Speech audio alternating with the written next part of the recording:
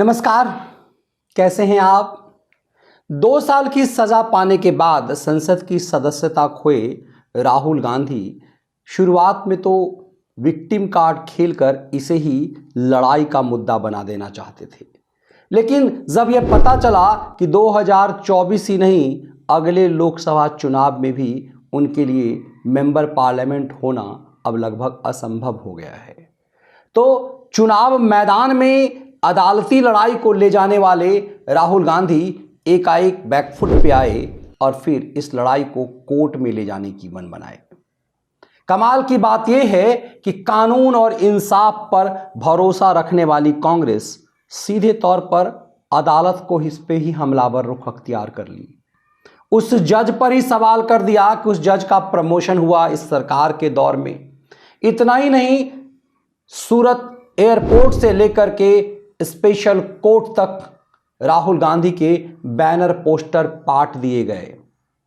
ऐसा पहली बार हुआ कि अदालत में चैलेंज करने के लिए राहुल गांधी के साथ पूरा एक फ्लाइट बुक कर दिया गया। उसमें राहुल गांधी की बहन प्रियंका वाड्रा साथ में थी और साथ में पूर्व मुख्यमंत्रियों का मजमा। चूंकि अब वर्तमान मुख्यमंत्रियों की संख्या कम है तो फ्लाइट में हिमाचल प्रदेश के मुख्यमंत्री को ले लिया गया। नीचे 2 मुख्यमंत्री सूरत में पहले से प्रेस कॉन्फ्रेंस कर रहे थे। कुल जमा 28 राज्यों में मात्र 3 राज्यों में कांग्रेस की सरकार थी और तीनों राज्य के मुख्यमंत्री सूरत अदालत के सामने एक तरह से प्रोटेस्ट कर रहे थे। यह दिखाता है कि कांग्रेस का न्यायपालिका पर किस कदर भरोसा है।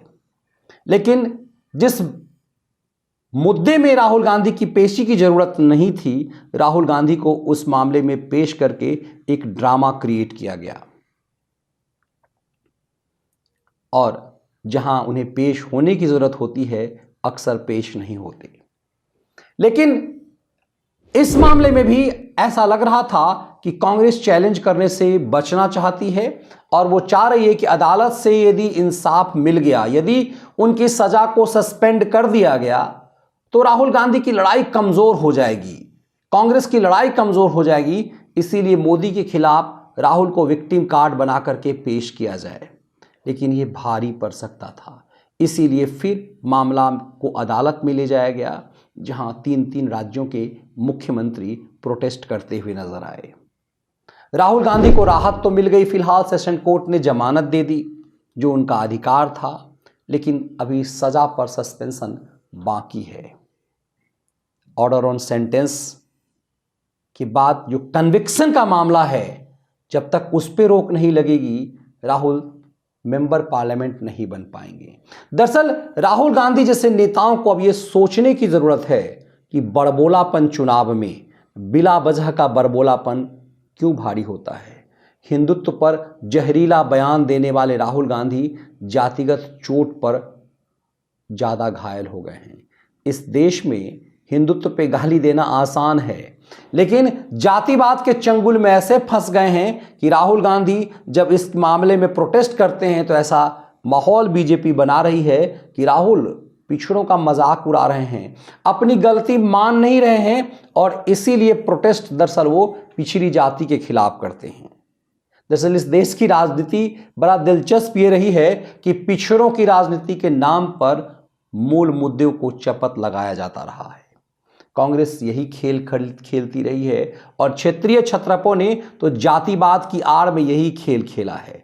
अब बीजेपी कांग्रेस और क्षेत्रीय छत्रपों जातिवादी पार्टियों से उन्हीं के खेल को उन्हीं के अखाड़े में लाकर पटकनी देना चाह रही है। इसीलिए ये मामला ना सिर्फ कानूनी है बल्कि इसे जज्बाती और पिछड़ों का मुद्दा बना करके बीजेपी कांग्रेस और क्षेत्रीय छत्रपों की रीढ़ तोड़ देना चाहती है। जो भी क्षेत्रीय छत्रप, जो कि ज्यादातर क्षेत्रीय छत्रप जातिवादी पार्टी हैं, वो यदि इस मामले में कांग्रेस के साथ आती हैं तो सीधे बीजेपी अपने पिछड़े नेताओं को मैदान में उतारती है और हमला उस पर करती है।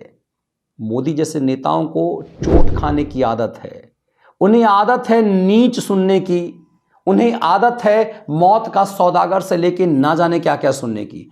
इसीलिए मुद्दा मोदी का कतई नहीं है, मुद्दा क्या है ये देश समझ रहा है। इसीलिए अब की बार चोट वहां मारा जा रहा है कांग्रेस और क्षेत्रीय छत्रपों को कि आवाज भी नहीं निकाल पा रहे हैं वो कराहने के लिए। तो मुद्दा सिर्फ राहुल गांधी को सजा दे करके उनकी संसद सदस्यता को सस्पेंड करने की नहीं है।